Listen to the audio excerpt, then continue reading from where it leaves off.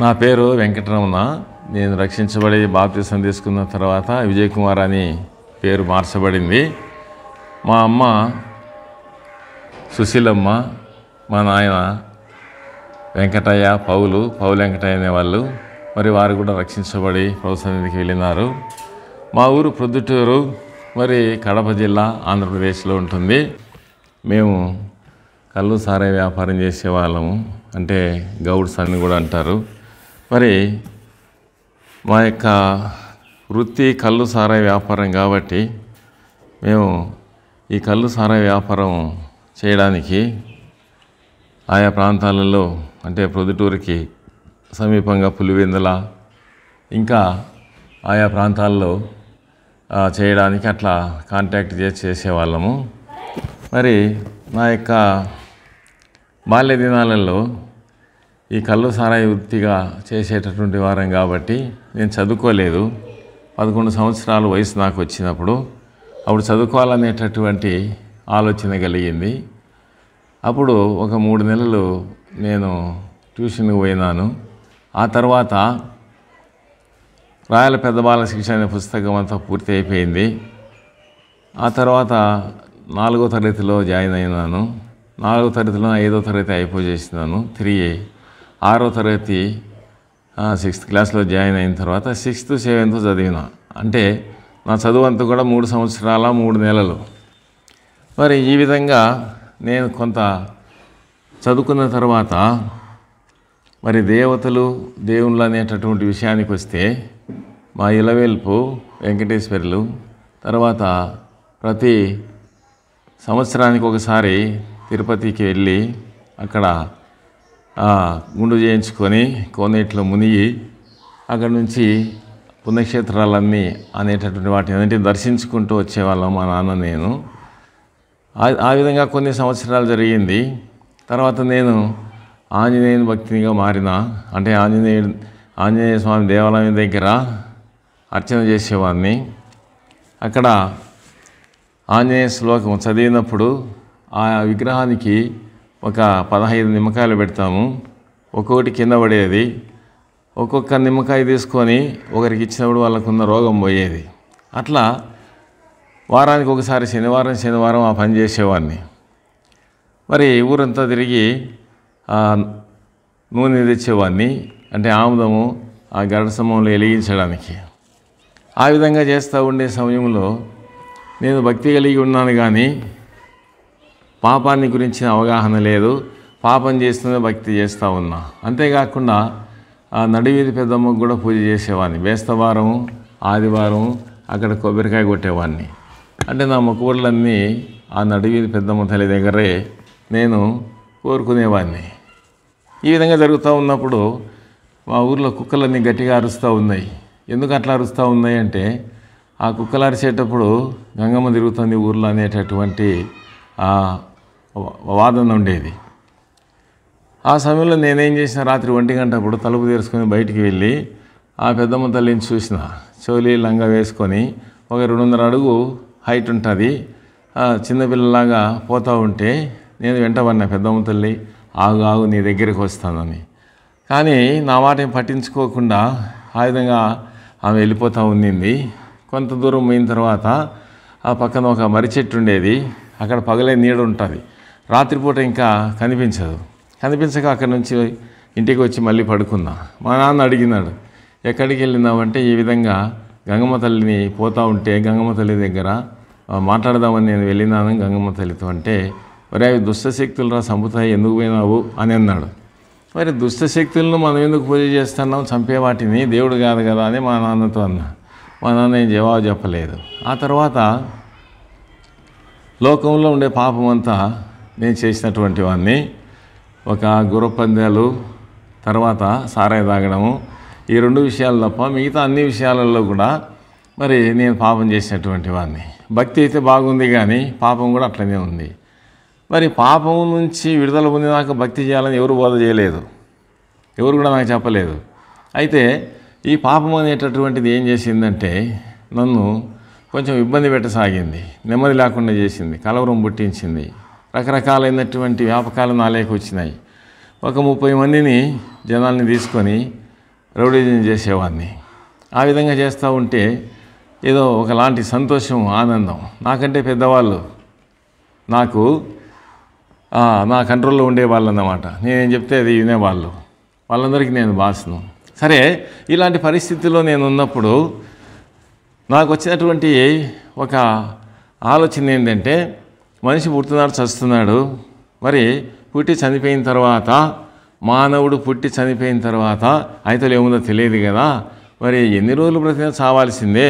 మరి నేను కూడా చనిపోతే బాగుంటుంది, ఎందుకు ఈ సమస్యలు ఇవన్నీ, ఇలాంటి పరిస్థితులు అని అనుకొని నేను చనిపోవాలని ఆలోచన చేసి చీనా చెట్లకు కొట్టేటటువంటి ఫెరాతిన్ అనేటటువంటి ఒక కెమికల్ ఉంటుంది, పెస్టిసైడ్స్. మరి అది తీసుకొని వచ్చిన ఒక గ్లాసులో వేసుకొని తాగాలనుకున్నప్పుడు ఒక శబ్దం వచ్చింది, ఆగు అని ఒక శబ్దం వచ్చింది. ఎవరో చూస్తున్నారు నన్ను, బయటికి వెళ్ళి చూస్తే ఎవరు లేరు. అట్లా మూడు సార్లు ఆ విధంగా జరిగింది. నన్ను ఎవరు గమనిస్తూ ఉన్నారు. నేను తాగిన తర్వాత మళ్ళీ లేనిపోయిన సమస్యలు వస్తాయి కదా, అవమానం అవుతుందని చెప్పి ఆగిపోయినాను. ఆ తర్వాత మా ఇంట్లోని ఫ్యాన్కి ఉరేసుకోవాలనుకున్నా.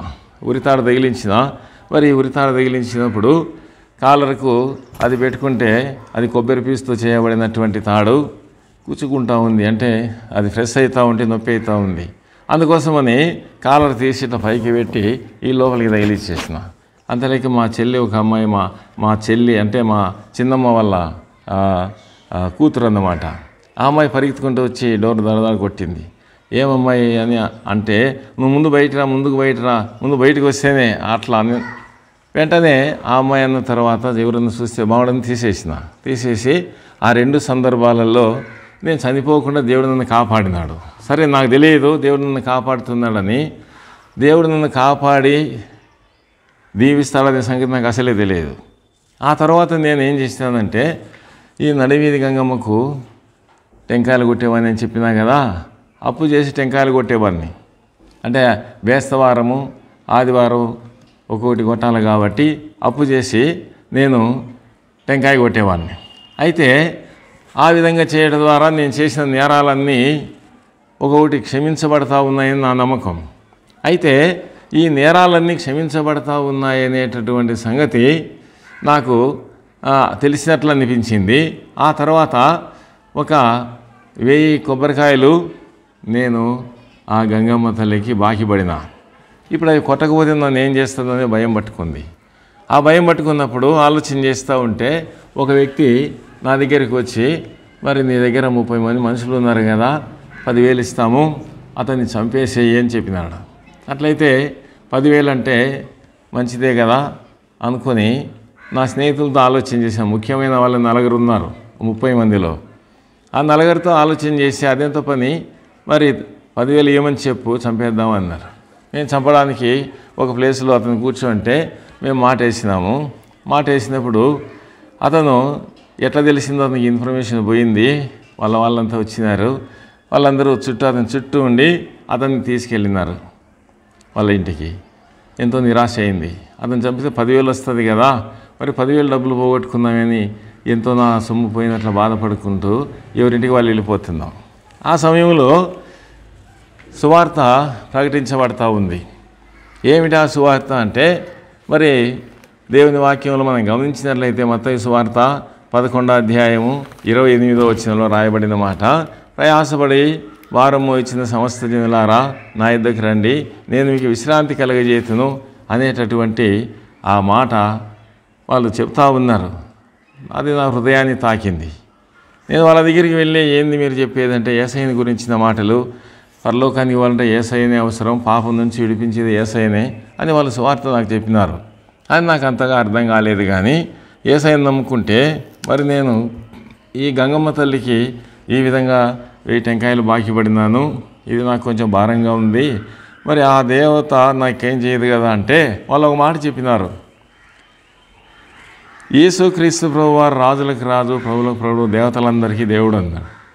అట్లయితే మరి ఈ దేవతను నేను చేయదు కదంటే, ఏం చేయదు, మీరు ఎంత మాత్రం కూడా ఆలోచించకండి అని చెప్పినారు. తర్వాత యేసయ్యను అంగీకరించిన తర్వాత ఏదో ఒక తెలియనటువంటి ఆనందము నాలో ఉంది. కానీ సంపూర్ణంగా నేను దేవునిలో ఆనందించలేకపోయేవాడిని. కారణం ఏంటంటే, నా పాపాన్ని యేసయ్య దగ్గర ఒప్పుకోలేదు. ఒక వ్యక్తి పాపం నుంచి విడుదల పొందాలా, రక్షణానుభవంలోకి వెళ్ళాలా, తిరిగి జన్మించిన అనుభవంలోకి వెళ్ళాలా, అప్పుడే ఒక వ్యక్తి మార్పు చెందినవాడుగా పరలోకంలో జీవగ్రంథంలో ఆ వ్యక్తి పేరు రాయబడినట్లుగా మనం చూడగలుగుతాం బైబిల్ గ్రంథంలో. ఈ విషయాలన్నీ నాకు తెలియవు. అయితే ఒక్కొక్కటిగా దేవుడు నాకు బయలుపరుస్తూ వచ్చినారు. ఒక్కొక్క సేవకుడు ఒక విధంగా చెప్తూ ఉండే దాన్ని బట్టి నేను కొంతవరకు తెలుసుకున్నా. ఆ తర్వాత సంపూర్ణంగా నేను ఎప్పుడు గ్రహించినా, నా రక్షణ తీర్మానం ఎప్పుడు చేసుకున్నానంటే, సహకారి అనేటువంటి ఒక పుస్తకము జిఆర్ లార్న్ గారు రాసినారు. ఆ పుస్తకంలో ఈ విషయాలు చక్కగా రాయబడినాయి. అంటే మొట్టమొదటిది మారు మనస్సు, రెండవది పాపక్షమాపణ, మూడవది రక్షణ, నాలుగవది తిరిగి జన్మించిన అనుభవము. ఈ 4 లక్షణాలు ఉన్న వాళ్ళు పరలోకానికి పోతారు, జీవగ్రంథంలో వారి పేరు రాయబడుతుంది అని అక్కడ ఆ యొక్క మాటలు చదివిన తర్వాత నా రక్షణ తీర్మానం చేసుకున్నా. పాపాలన్నీ ఒప్పుకొని ఇంకా దేవుని దగ్గర తీర్మానం చేసుకున్నాను, తిరిగి నేను పాపం చేయనని. అన్ని పాపాలు నా నుండి వెళ్ళిపోయినాయి, దేవుడు అన్నీ తీసేసినాడు. అయితే సిగరెట్లు ఒకటి తాగేవాడిని, అది చేత కాలేదు. దాదాపు రోజు 2 సిగరెట్ ప్యాకెట్లు తాగేవాడిని. మరి అవన్నీ తాగటం ద్వారా నాకు ఎవరికి తెలియకుండా దొంగగా తాగేవాడిని. అవి లేకుంటే నాకు ఏదో కొంచెం ఇబ్బందికరమైన పరిస్థితిగా ఉండేటటువంటిది. అయితే ఆహారం కాని దాని కొరకు మీరేలా రూకలు హెచ్చించదని యెషయా గ్రంథంలో రాయబడినటువంటి మాటను మరి దైవ సేవకులు చెప్పినప్పుడు అది మరి చేయకూడదు, సిగరెట్లు తాగకూడదు అనే నియమం నాలోకి వచ్చింది. కానీ ఆ నియమం నుంచి మరి నేను ఏ విధంగా బయటపడాలా, అంటే తాగకోకుండా ఎట్లా బయటపడాలా అని ఆలోచన చేసి ఒకరోజు రాత్రి ఒక 2-3 గంటలు కన్నీటితో ప్రార్థన చేసుకున్న యేసయ్య దగ్గర. యేసయ్య అన్నీ తీసేసినైనా ఈ ఒక్క బలహీనత నాలో ఉంది, నేను తాగుబోతులాగా సిగరెట్లు తాగుతున్నా, నన్ను క్షమించిన నా నుండి తీసివేయని కన్నీటితో ప్రార్థన చేస్తూ ఉండా. ప్రార్థన చేసిన తర్వాత ప్రార్థన అయిపోయింది, మళ్ళీ తాగాలనిపించింది. సిగరెట్ తీసి వెలిగించిన తర్వాత ఒక్కసారి లాగితే దాదాపు ఒక 25 ఇంచు అయిపోతుంది. అట్లా ఒక 5-6 దమ్ములు కొడితే సిగరెట్ అయిపోతుంది. అట్లా గట్టిగా లాగి అది లోపలికి తీసుకొని బయటికి వదిలే సమయంలో విపరీతమైన దగ్గు వచ్చింది. భయంకరంగా 1/2 గంట సేపు కింద పడి దొల్లి దగ్గి నాలో ఉండే శక్తి అంతా పోయింది. ఆ తర్వాత ఆ యొక్క సిగరెట్ నుంచి దేవుడు విడుదల ఇచ్చినాడు. అంటే నేను సంపూర్ణంగా ఏ పాపానికి బానిసని కాకుండా రక్షించబడగలిగినాను. ఆ తర్వాత నాకు 1982 జనవరి 3వ తారీఖున దైవ సేవకుడు జోబన్ అని ప్రొద్దుటూరు మందిరంలో బేత్నీయలో ఆయన సేవ చేసేవాడు. మరి ఆయన బాప్తిసం ఇచ్చినాడు. బాప్తిసం ఇచ్చినప్పుడు నాకు ఒక వాగ్దానం ఇచ్చినారు. మత్తయి సువార్త 28:20లో ఏముందంటే, సదాకాలము నేను మీకు తోడై ఉంటాను అనే మాట అక్కడ రాయబడింది. ఇంకా చాలా విషయాలు ఉన్నాయి. అయితే ఈ మాట ద్వారా ఆ వాగ్దానం నాకు ఇచ్చినారు. ఇంతవరకు దేవుడు ఆ రోజు నుంచి ఈ రోజు వరకు నాకు తోడుగానే ఉన్నాడు. మరి ఈ విధంగా నేను రక్షించబడిన తర్వాత ఏ విధంగా దైవికంగా ఎదగాల అనేటటువంటి దాని మీద నేను ప్రార్థన చేసుకుంటూ ఉంటే దేవుడు అంచెలంచెలుగా నన్ను దీవిస్తూ, నాలో ఉండే పొరపాట్లను సరిచేస్తూ, చక్కపరుస్తూ, ఆయా రకాలైనటువంటి పాపాల నుండి దూరం చేస్తూ దేవునికి ఇష్టమైనటువంటి జీవితం జీవించడానికి నన్ను ఏర్పాటు చేసుకున్నాడు. మరి రక్షించబడినటువంటి ఈ జీవితంలో తిరిగి పడిపోకుండా దేవుడు కాపాడుతూ ఉన్నాడు. రక్షణ అనేటటువంటిది 3 విధాలుగా ఉంటుంది.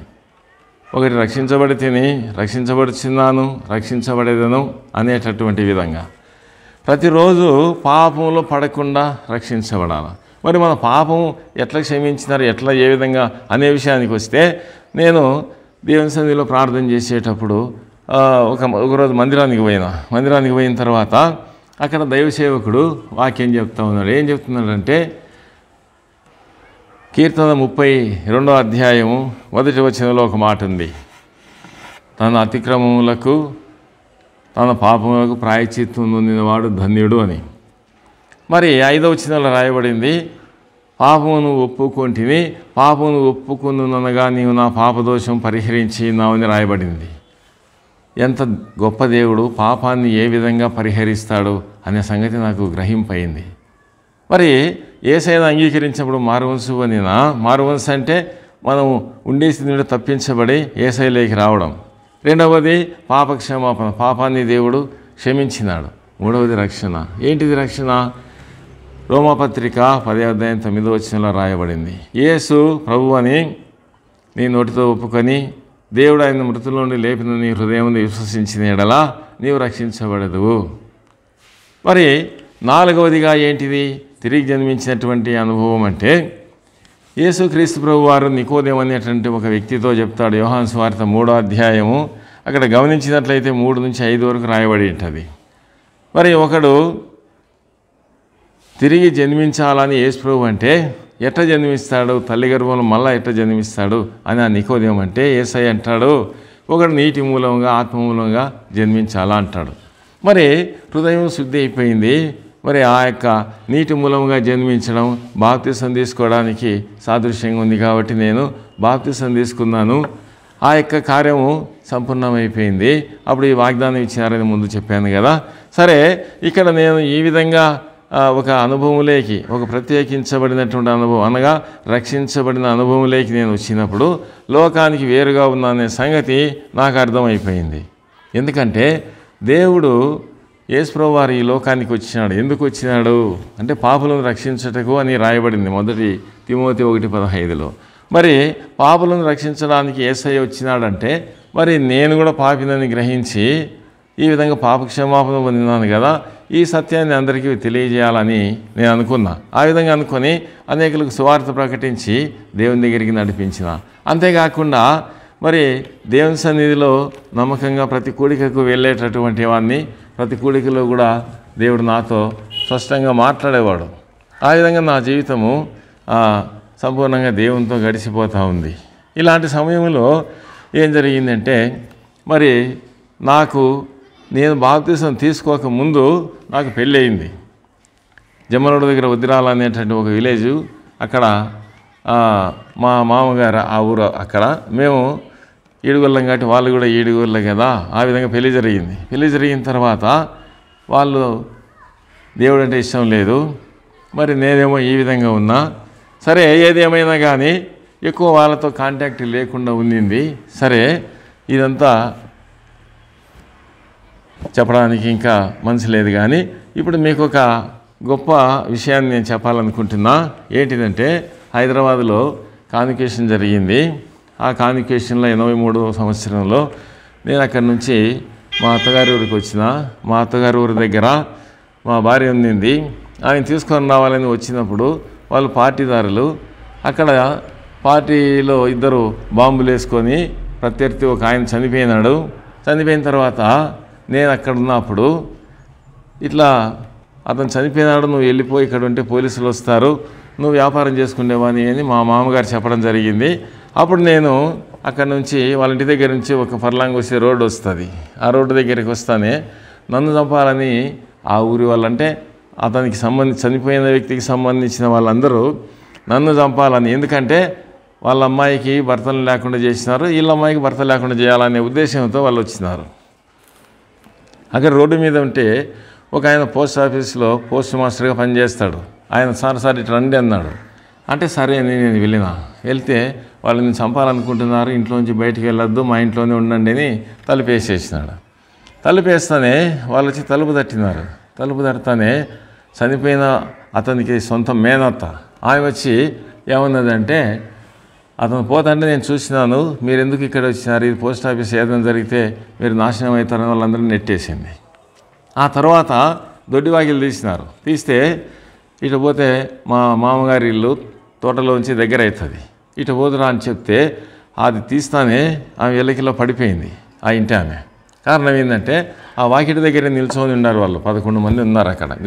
గొడ్డన్లు తర్వాత ఇవి కత్తులు తీసుకొని ఉన్నారు.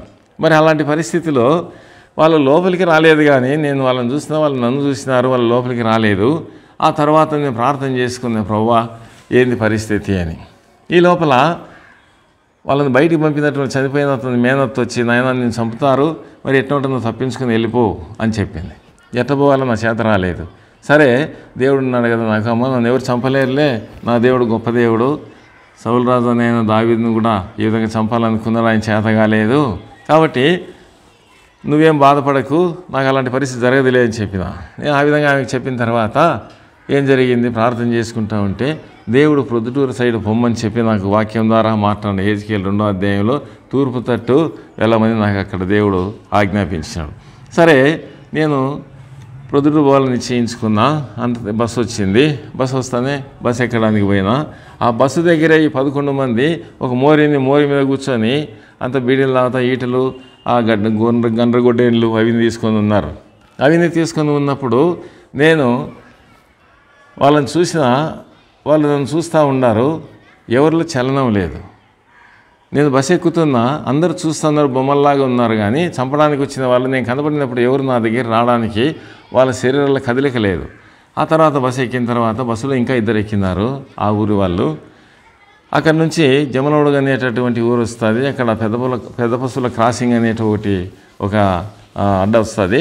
అక్కడికి వచ్చిన తర్వాత బస్సు ఆపినారు. బస్సు ఆపితే అక్కడి నుంచి లారీ నిండా జనం వచ్చినారు. గుండ్లకుంట శివారెడ్డి అనేటటువంటి ఆయన మనుషులందరూ దిగినారు. ఈ 2 కూడా అక్కడ దిగినారు. దిగి ఆ బస్సులో పోతున్నాడు, వాళ్ళని చంపుతున్నారండి అని చెప్పినారు. వెంటనే వాళ్ళు కొడవలను తీసుకొని గట్టిగా కోబలి అనుకుంటూ దుంకినారు లారీలోంచి కిందికి. ఈ బస్సు ఇట్లా కదిలింది, లారీ అట్లా కదిలింది, వాళ్ళ మధ్యలో నిలబడిపోయినారు. ఆ విధంగా దేవుడు నన్ను కాపాడినాడు. గుండ్లకుంట శివారెడ్డి తర్వాత మైకేల్ బాబు అనే వాళ్ళిద్దరికీ ఈ భయంకరమైనటువంటి పోరాటం ఉండేది. ఆ మైకేల్ బాబు అనే ఆయన ఇప్పుడు ప్రభువుని అంగీకరించి సేవ చేస్తూ ఉన్నాడు.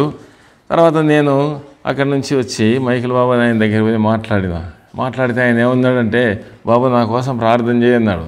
సరే, అక్కడి నుంచి నేను ఇంటికి వచ్చేసినాను. ఇది ఒక గొప్ప కార్యముగా అక్కడ ఉన్న వాళ్ళందరూ కూడా గమనించినారు. ఆ ఊరి వాళ్ళు కానీ, మా అత్త వాళ్ళ ఇంటి వాళ్ళు కానీ ఇది సామాన్యమైన విషయం కాదని గమనించినారు. అంటే ఇది నేను ఎందుకు చెప్తున్నానంటే, దేవుడు నాకు చేసిన మేలు, ఇలాంటి మేలు చెప్తా ఉంటే ఒక రోజంతా చెప్పినా ఉంటాయి. చాలా గొప్ప గొప్ప మేలు దేవుడు నాకు చేసినాడు. అయితే అవన్నీ మేలు చెప్పడానికి వీడియో లెంత్ ఎక్కువ అవుతుంది కాబట్టి అవన్నీ నేను చెప్పలేను. ఒకటి మాత్రం మీకు చెప్పినాను. సరే, ఇక్కడ నేను ఈ విధంగా ఉండి సువార్త చెప్పుకుంటూ అనేకులకు దేవుని సన్నిధిని నడిపిస్తూ ఉంటే దేవుడు నాతో మాట్లాడినాడు. ఏమని మాట్లాడినాడంటే, యెషయా గ్రంథంలో నుంచి మాట్లాడినాడు. ఏం మాట్లాడినాడంటే 44:21లో దేవుని వాక్యంలో స్పష్టంగా ఉంది. ఈ వాక్యం ద్వారా దేవుడు నాతో మాట్లాడాడు. యెషయా గ్రంథము 44వ అధ్యాయము 21వ వచనంలో స్పష్టంగా, ఎంత స్పష్టంగా అంటే అంత స్పష్టంగా మాట్లాడినాడు. నీవు నా సేవకుడు, నేను నిన్ను నిర్మించి తిని, ఇశ్రాయేలు నీవు నాకు సేవకుడు అయి ఉన్నావు, నేను నిన్ను మర్చిపోజాలను. ఈ మాట నా హృదయాన్ని ఎంతగానో తాకింది. దేవుడు నన్ను సేవకు పిలుస్తూ ఉన్నాడనే సంగతి నాకు అర్థమైంది. మరి దేవుడు సేవకు నన్ను పిలుస్తూ ఉన్నాడు, కానీ నేను మాత్రం ఆయనకి లోబడే పరిస్థితిలో లేను. దేవుడు నన్ను పిలుస్తూ ఉంటే కూడా నేను అంత మాత్రం లోబడలేదు. మరి కారణం ఏంటంటే, నాకుండేటువంటి పరిస్థితులు, మరి కుటుంబ పరిస్థితి. ఈమె మా భార్య నేను సేవకైతే రానని ఒక మాట ఖండితంగా చెప్పింది కాబట్టి ఆ విధంగా నేను నిర్ణయం అయిపోయినా. సరే, ఇదంతా జరిగేటటువంటి ఈ పరిస్థితి ఇది ఎంతో నాకు ఆనందంగా ఉంది. కానీ ఆయన మాట్లాడిన మాట నా హృదయాన్ని తాకింది, కానీ నేను సేవ చేయలేకపోయినా. సరే, ఈ విధంగా ఉండే సమయంలో ప్రొద్దుటూరులోనే నేను ఒక స్థలాన్ని తీసుకొని ఒక మందిరం కట్టిన.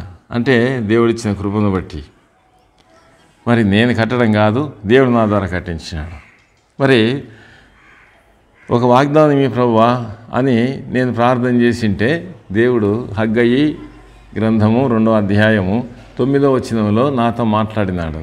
మునుపటి మందిరం కంటే కడపటి మందిరం మహిమ అధికమగుననే మాట మాట్లాడినాడు. ఈ మాటను ఆధారం చేసుకొని ఇక్కడ మందిరాన్ని కట్టడం జరిగింది. స్థలాన్ని కొని మందిరం కట్టుకొని ఆ తర్వాత ఇక్కడ పరిచర్య ఆరంభించడం జరిగింది. సంఘస్థులందరికీ ఒక మాట చెప్పినా, మీరేదో కొంత మీ చేతనైనంత ఇవ్వండి, అంతా నేను పెట్టినానంటే ఆయనదే కదా, మాకేం సంబంధం అనుకుంటారు. కాబట్టి మీ అందరికీ హక్కు బాధ్యత ఉండేటట్లా మీరు కూడా కొంత సమర్పించుకోండి అంటే ఒకరు 500, ఒకరు 2000, ఒకరు 1000, ఒకరు 3000 ఆ విధంగా కొంతమంది సమర్పించుకున్నారు. ఆ విధంగా మందిరం 1999లో మందిరం పూర్తి అయిపోయింది. పూర్తి అయిపోయిన తర్వాత మందిర ప్రతిష్ఠ జరగడానికి శత్రువు ఆటంకపరిచినాడు. సంవత్సరం 3 నెలలు ఆగాల్సి వచ్చింది. ఆ తర్వాత స్థానికంగా ఇక్కడ ఉండేటటువంటి దైవ సేవకుడు ఒక లెటర్ రాయించినాడు. లెటర్ రాయించి ఇది హెబ్రోన్కి తీసుకుపో, అక్కడ ఉన్న వాళ్ళు మీకు వచ్చి ఇక్కడ ప్రతిష్ట చేస్తారని చెప్పినారు. అక్కడ జీటెంకులు అని ఆయన ఉన్నాడు. ఆయన దగ్గర పోయినప్పుడు ఆయన ఏమన్నాడంటే డిసెంబర్ 9వ తారీఖు మీ మందిరం ప్రతిష్ట చేస్తామని చెప్పి 2000 సంవత్సరంలో డిసెంబరు 9వ తారీఖు మీ దగ్గరికి వస్తామని చెప్పినారు. ఆ విధంగా మందిర ప్రతిష్టకు ఆయన రావడము, కడపలో ఉండే ఐజక్ అన్న గారు రావడము, ఇక్కడ ఉండేటువంటి గాడ్ సర్వెంట్ స్థానికంగా ఉండే ఆయన రావడం, వీళ్ళు ముగ్గురు కలిసి మందిర ప్రతిష్ట చేసి వెళ్ళిపోయినారు. ఎప్పుడైతే మందిర ప్రతిష్ట జరిగిందో అప్పటి నుంచి మా ఇంట్లో దయ్యాలు తిరగడం మొదలైనాయి. దయ్యాలంటే నిజంగా దయ్యాలు తిరుగుతూ ఉన్నాయి. ఒకరోజు సాయంకాలం 4 గంటలకు నేను హోటల్ నుంచి ఇంటికి వచ్చిన. మాకు రెస్టారెంట్ ఉంది. 4 గంటలకు అయిపోయి చేసుకొని వచ్చినా. నేను వచ్చినప్పుడు మా భార్య పిల్లలంతా బయట బట్టలు పిండుకుంటూ ఉన్నారు. ఆ గేట్ దగ్గరికి వచ్చి నేను నా బండి స్టాండ్ వేస్తానే ఎదురుగా ఇల్లు బాగా కనపడుతుంది. డైనింగ్ టేబుల్ దగ్గర నుంచి కిచెన్లోకి ఒక అమ్మాయి 18 years 18 సంవత్సరాల అమ్మాయి ఒక పింక్ కలర్ డ్రెస్ వేసుకుని పోతూ ఉంది. ఈ అమ్మాయి ఎవరు, మన కొత్త అమ్మాయి అయిందట్లుంది అని ఎవరున్నారు ఇంట్లో అంటే మా భార్యను ఎవరు లేరే అనింది. సరే నేను వెంటనే పోయి తలుపు వేసి చూస్తే ఎవరు లేరు. ఏంది ఇది నాకు అర్థం కాలేదు. ఆ తర్వాత పిల్లలు చూసినారు. మరి కొంచెం ఇబ్బందులు పెట్టడం మొదలైంది. బాత్రూమ్ లేకపోతే బయట గట్టిగా పట్టుకుంటుంది అన్నమాట. లాగితే రాదు, ప్రార్థన చేసి ఊరికి ఓడిస్తుంది. అలాంటి చాలా చాలా కథలు జరిగినాయి అనుకోండి. మరి అందరూ మా ఇంట్లో చూసినారు, మా పిల్లలందరూ కూడా. అయితే ఒకరోజు నేను పడుకున్నాను, మా వారి కింద పడుకుంది, నేను ఇంత పైన అరుగు మీద పడుకున్నాను. పడుకున్నప్పుడు ఈ సాతాను సమూహం అంతా వచ్చింది. మీరు ఇక్కడ మందిరం కట్టినారు, ఇంకొక ప్రదేశంలో పొట్టిపాడని చోట ఇంకొక మందిరం కట్టినారు. మరి ఈ విధంగా మీరు చేస్తున్నారు కాబట్టి మీరు ఎట్లా చెడిపోవాలన్నా దాన్ని బట్టి మేము ఆలోచన చేస్తూ ఉన్నాము. మిమ్మల్ని చెడగొట్టేస్తాము, మిమ్మల్ని చెదరగొట్టేస్తాము, ఇక్కడ మందిరం జరగకుండా చేస్తాము అని చెప్పి రకరకాలుగా వాళ్ళు వచ్చి మాట్లాడుతూ ఉంటే ఈమెకు దిక్కు తెలియక లేచి చూస్తూ ఉంటే మాట్లాడుతూ ఉన్నారు. మరి రకరకాల శబ్దాలు కేకలు వేస్తూ ఉన్నారు. ఆమె ఏం చేసిందంటే ఇంకా లేచిన తర్వాత నన్ను లేపింది. ఇటు చూడు ఇట్లా పరిస్థితి అంటే సరే మరి నాకేం ఎవరు కనిపించలేదు, కానీ ఆమెకైతే బాగా కనపడినారు. ఆ తర్వాత మేము ప్రార్థన చేసినాం. ప్రార్థన చేసి ఆ ఇల్లు అమ్మేసినాం అనుకోండి. అయితే నేనేం చెప్తున్నానంటే దేవుని పని ఎప్పుడు మొదలైందో అప్పుడు సాతాను మా ఇంట్లో రకరకాలైన బాధలు పెట్టడం మొదలైంది. కారణం ఏంటంటే ఏదో విధంగా ఆ పని దేవుని పని చెడగొట్టాలని వాడి ఉద్దేశము. అయితే దేవుడిచ్చిన వాగ్దానం, నీవు నా సేవకుడు అయి ఉన్నావు, నేను నిన్ను మరిచిపోజాలను. ఆ మాట నా హృదయంలో ఒక కత్తితో కోసినట్లు అనిపిస్తూ ఉంది. అంటే ఆయన దేవుడు, నేను ఒక పాపినైన మనుష్యుడను, మరి దేవుడు నా విషయంలో ఇంతగా మాట్లాడుతున్నాడా అనేటటువంటి ఆలోచన నాకు కలిగిందన్నమాట. సరే ఏది ఏమైనా కానీ నేను సేవ చేయాలనేటువంటి ఆలోచనలో ఉన్నాను కాబట్టి మరి ఎన్ని సమస్యలు వచ్చినా దేవుడు నన్ను సేవలు అట్లనే నిలబెట్టినాడు. ఆ తర్వాత నేను మందిరం కట్టాలనే ఆలోచనతో నా సొంత ప్రయత్నం చేసి ఒక వ్యాపారం ఏదైనా చేస్తే మందిరం కట్టచ్చు, లక్షల డబ్బు సంపాదించవచ్చు అని నాకు తెలిసిన ఒక వ్యాపారాన్ని మొదలుపెట్టడానికి అన్ని ఏర్పాట్లు చేసుకొని ఇక్కడ ఒక సేవకుని పెట్టిన. దాదాపు 200 చిల్లర సంఖ్య ఉండేది మందిరంలో.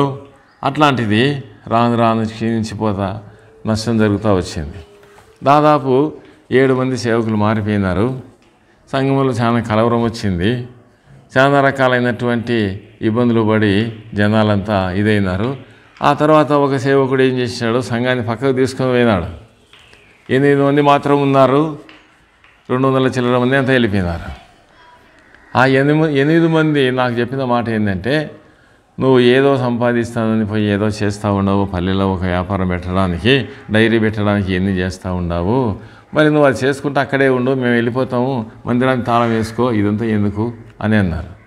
అంటే సరే నేను అది వదిలేసుకొని మళ్ళీ నేను మందిరానికి వచ్చి సేవ చేసుకుంటా అది ఇది రెండు చూసుకుంటూ ఉంటే ఆ తర్వాత కొంతమందిని సమకూర్చుకొని ఆ తర్వాత ఒక 60-70 మంది అయిన తర్వాత వెళ్ళిపోయినటువంటి వాళ్ళు తిరిగి మళ్ళీ వచ్చిన వాళ్ళలో ఒక 20 మంది వచ్చినారు, ఒక 10 మంది నిలబడినారు, 10 మంది మళ్ళీ వెళ్ళిపోయినారు. సరే, ఈ విధంగా డిస్టర్బ్ జరిగినా కానీ సంఘం ఏమో నిలబడింది, సంఘానికి వచ్చే వాళ్ళందరూ వస్తూ ఉన్నారు. సరే, ఇక్కడ నేను చెప్పబోయేటువంటి సంగతి ఏంటంటే ఒక గొప్ప అద్భుతమైనటువంటి మాట. కరోనా సమయంలో దేవుడు మాకు చేసినటువంటి ఆ శ్రేష్టమైనటువంటి మేలు మేము మర్చిపోలేము. ఏంటిదంటే అందరూ కప్పులు గ్లాసులు ఇట్లా సపరేట్గా పెట్టినారు. మేమైతే యథావిధంగా ఎట్లా ఆరంభంలో ఎట్లా చేస్తున్నాము అట్లనే ప్లేట్లలోనే గ్లాసులలోనే అందరూ గ్లాసులు పట్టుకొని తాగడము, అందరూ రొట్టె చేతితో తీసుకొని తినడం ఇట్లనే ఏర్పాటు చేసినాం. ప్రభు మహిమ కొరకుగా మా మందిరంలో ఒకరికి కరోనా రాలేదు. దేవుడు ఆ విధంగా మమ్మల్ని దీవించినాడు. ఇంకా మరి మనం గమనించినట్లయితే ఇంత గొప్ప కార్యం దేవుడు చేసినాడు. ఏం కారణం అంటే దేవుడిని సంపూర్ణంగా మేము నమ్మినాము. సంపూర్ణంగా మా దేవుడు మాకు సహాయం చేస్తాడు, ఈ కీడు రానియ్యడు, ఈ తెగులు రానియ్యడు అనే సంగతి మేము నమ్మి ప్రార్థన చేసి ఏ తెగులు నీ గుడారం సమీపించదని చెప్పినాడు కదా, ఏ తెగులు రాదని చెప్పి సంపూర్ణంగా మేము ఆ విధంగా దేవుని సన్నిధిలో తీర్మానం చేసుకొని ప్రార్థన చేస్తూ ఉంటాం. సరే, ఆ విధంగా ఎలాంటి కీడు జరగకుండా దేవుడు కాపాడినాడు. ఎవరు కూడా కరోనాతో నష్టపోయిన వాళ్ళు లేరు, వచ్చి ఇబ్బంది పడిన వాళ్ళు అంతకు లేరు. మరి ఇంకా గమనించినట్లయితే నేను పూర్తికాల సేవకునిగా రావడానికి దేవుని దగ్గర 3 షరతులు పెట్టినా 3 షరతులు దేవుడు నెరవేర్చినాడు. నెరవేర్చిన తర్వాత వాగ్దానం ఇమ్మని అడిగిన యెషయా గ్రంథం 61:6లో దేవుడు వాగ్దానం ఇచ్చినాడు. 2013లో వాగ్దానం ఇస్తే అప్పుడు వ్యాపారాలన్నీ మానేసి సంపూర్ణ సేవకు నేను రావడం జరిగింది. అక్కడ ఏం రాయబడిందంటే నువ్వు నా సేవకుడువు. చూడండి, ఆ మాట చదువుకుందాం, చాలా బాగుంది. యెషయా గ్రంథము 61:6లో చదువుతాను చూడండి. యెషయా గ్రంథం 61:6 మీరు యెహోవాకు యాజకులు అనబడుదురు, వారు మా దేవుని పరిచారకులని మనుషులు మిమ్మును గూర్చి చెప్పుదురు. ఇక్కడ మనం గమనించినట్లయితే తను మళ్ళీ సేవకు పిలిచినటువంటి ఈ అనుభవాన్ని దేవుడు నూతనంగా నాతో మాట్లాడినాడు. తర్వాత మళ్ళీ మాట్లాడని చెప్పినాడు. ఒక సందర్భం ద్వారా దేవుడు మాట్లాడినాడు. ఏం మాట్లాడినాడంటే ఉదయకాలం పోయినప్పటి నుంచి సాయంకాలం వరకు పనిచేసిన వాళ్ళు 9 గంటలకు 12 గంటలకు 3 గంటలకు 5 గంటలకు పోయిన వాళ్ళు కూడా జీతం సమానంగా ఇచ్చినాడు కదా. నేనేమన్నానంటే ముసలినైనా చేయలేని ప్రభు సేవ అని అంటే ఈ వాక్యం ద్వారా దేవుడు సంధించి నన్ను సేవలో నిలబెట్టడానికి కృప చూపినాడు. కాబట్టి దేవుని సన్నిధిలో నాకు వచ్చిన శ్రమలు అంటే ఈ యొక్క దేవుని సేవలో వచ్చిన కష్టాలు బాధలు ఇవన్నీ కూడా మరి ఎంతో కఠినమైనటివైనా ఎంతో బాధకరమైనటివైనా దేవుడు ఏ పరిస్థితిలో నన్ను చేయి విడవలేదు. పాట పాడుకుంటాం కదా, ప్రభు సేవలోని శ్రమలు కఠిన దుఃఖ బాధలు బహుమానములుగా మారి కాంతి కిరీటమగుననే పాట పాడుకుంటాం కదా. కాబట్టి ఆ విధంగా ప్రతి పరిస్థితిలో కూడా దేవుడు నన్ను కాపాడుతూ భద్రపరుస్తూ ఆదరిస్తూ హెచ్చరిస్తూ బలపరుస్తూ ఆ విధంగా ప్రతి విషయంలో కృప చూపుతూ వచ్చినాడు. ఇంకా దేవుడు చేసిన మేళ్ళు చాలా చాలా ఉన్నాయి నా జీవితంలో. నన్ను చంపడానికి 4 సార్లు ప్రయత్నించినారు. ఒకడు మా కజిను, ఇంకొక పాస్టరు, వీళ్ళందరూ కలిసి నన్ను చంపడానికి 4 సార్లు అటాక్ చేసినారు. కానీ 4 సార్లు కూడా దేవుడు తప్పించినాడు. ఎందుకంటే తన భక్తుల ప్రాణం యెహోవా దృష్టికి మిగుల విలువైందని మనం కీర్తనలో చదువుతాం. కాబట్టి దేవుడు ఎవరికి అప్పగించలేదు, ఎలాంటి ప్రమాదం జరగలేదు. అటాక్ చేసినప్పటికీ దేవుడు విడిపించినాడు.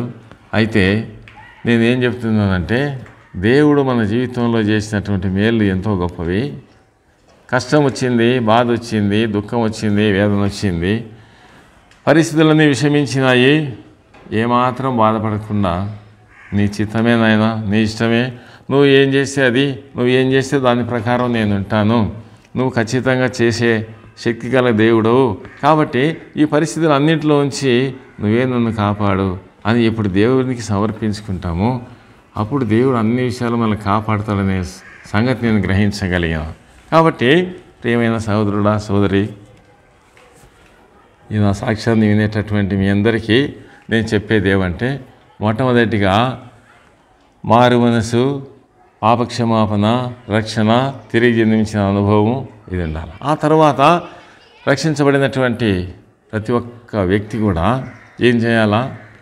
సపరేట్ లైఫ్ కలిగి ఉండాలి. అంటే లోకంతో కాకుండా దేవునితో సంబంధం కలిగి ఉండాలి. ఆ తర్వాత దేవుని సువార్త ప్రకటించాలా. ఆ తర్వాత దేవుని పని జరిగించాలా. అప్పుడు దేవుడు మన జీవితంలో చేసే అద్భుత కార్యాలు చాలా గొప్పవి. మనం దీవించబడ్డానికి, ఆశీర్వదించబడ్డానికి ఇవి ఎంతో దోహదపడతాయి. మరి నాకు 3 పిల్లలు, 1 కుమారుడు, 2 కుమార్తెలు, అందరికీ పెళ్ళిళ్ళు అయినాయి. నేను సేవకు రానంత వరకు నా పని నేను చేసుకుంటూ సేవ చేసేటప్పుడు మరి చాలా కష్టాలు, ఇబ్బందులు పడినారు పిల్లలు. హైదరాబాద్లో ఉన్నారు మా పిల్లలంతా.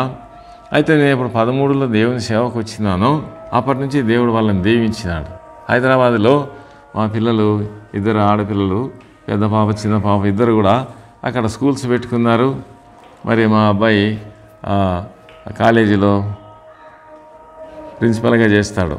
మరి ఈ విధంగా మా కుటుంబము ఉంటున్నది.